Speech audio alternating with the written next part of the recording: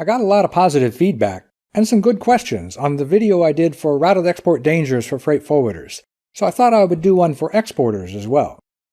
If you want to see the one for the freight forwarders, go to this link up here.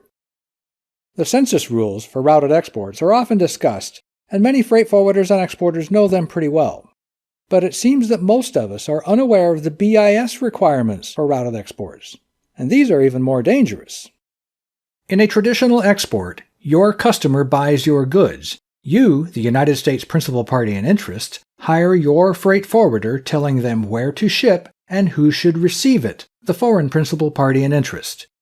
You authorize the freight forwarder with a power of attorney or a signed shipper's letter of instruction, so they are working for you. But sometimes your customer wants to use their own freight forwarder. Either the freight charges are collect or you prepay them and include them in your invoice. Either way, the customer is paying for the freight. So it makes sense that they would want to choose the freight forwarder.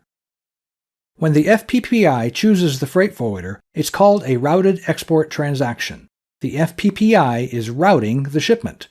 The FPPI authorizes the freight forwarder with a power of attorney, so now the freight forwarder is working for them, not you.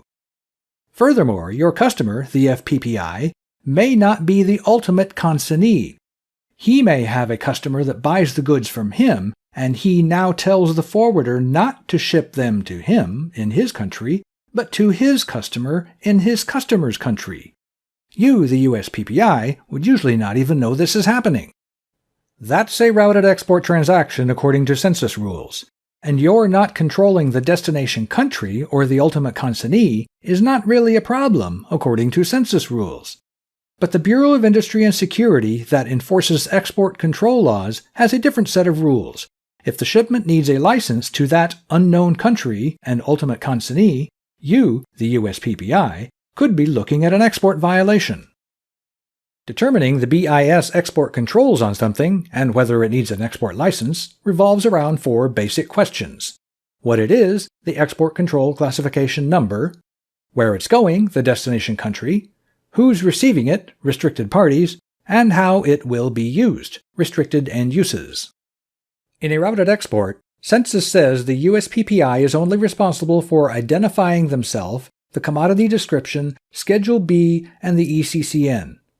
But the ECCN is only one of our 4 basic questions on determining export controls. Missing from this list are the destination country, end user, and end use. That's because the FPPI is controlling these things.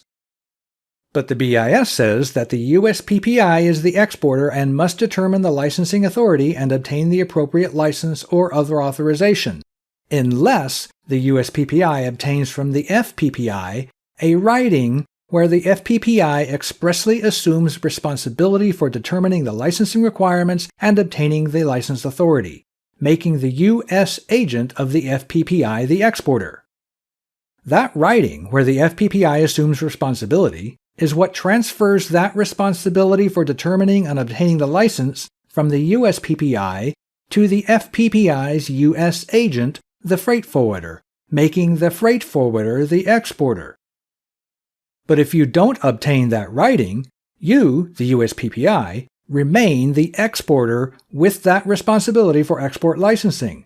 So you can have a routed export transaction in the eyes of census, but at the same time, not in the eyes of the BIS. Which can be pretty scary when you thought it was going to France, no license required, but was really going to who knows where that requires an export license. In other words, your customer is controlling where it goes and who's receiving it, and you can be culpable for any resulting export violation and a $250,000 penalty. So, how best to protect yourself? Some exporters don't accept them. Too much risk. They tell their customer that they will only use their own freight forwarder. Only accept them for ECCNs that have virtually no export controls on them, either EAR 99 or controlled for anti-terrorism reasons only.